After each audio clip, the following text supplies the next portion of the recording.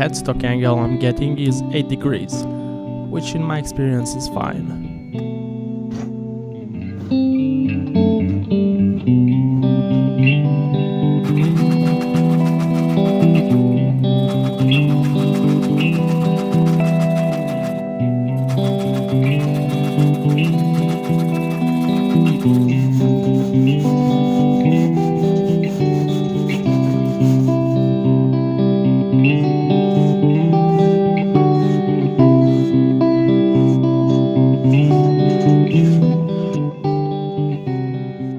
Alright, so now I need to thickness the neck. So I want the entire neck to be 20 millimeters thick, and there's one thing to account for. This is the truss rod channel, and there's the neck,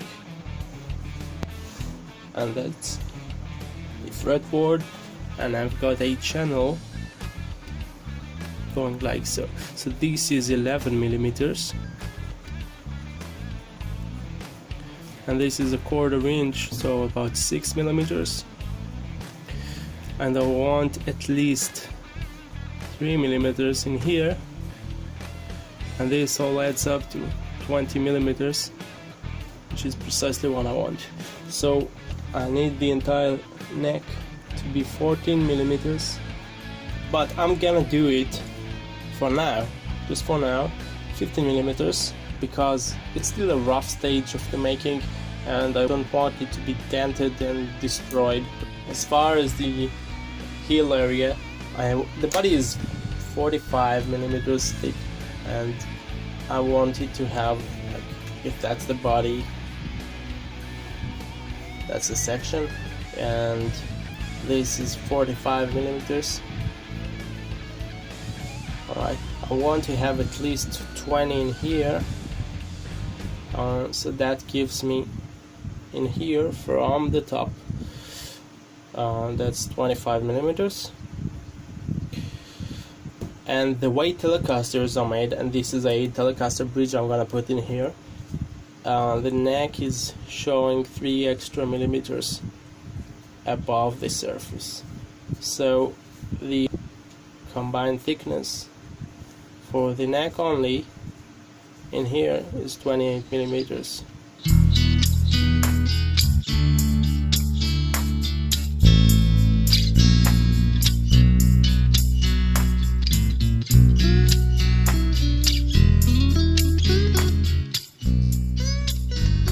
Today's challenge is cutting the back profile.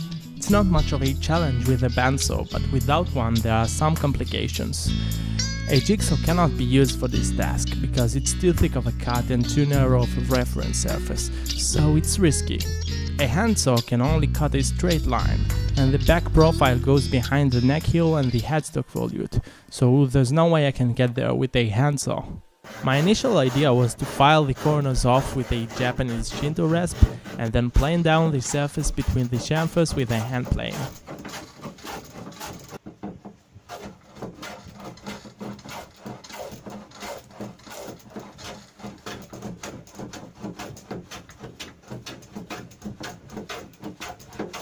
That's gonna take forever. So I did some thinking and I realized I do not want to spend the rest of my life doing that. So obviously the best way to do it is just use a bandsaw and cut along this line, but since I don't have a bandsaw, I'll have to go with a different approach. The problem with the first idea was the ends. The hand plane references off the heel, which makes it almost impossible to make an instant drop in height like I'm doing here. Now that the ends don't get in the way, removing the excess material with the hand plane is easy.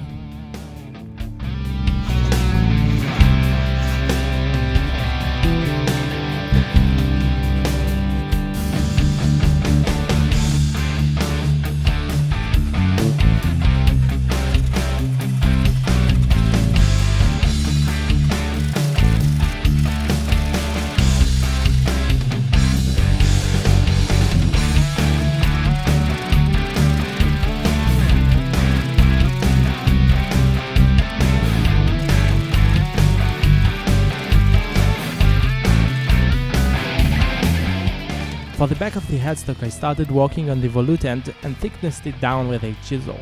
When the end was out of the way, I was able to use my rebate plane to plane down most of the excess. This will be further thicknessed after the headstock wings will be glued. I tried a few methods for shaping the volute profile, but I finally resorted to carving it with chisels.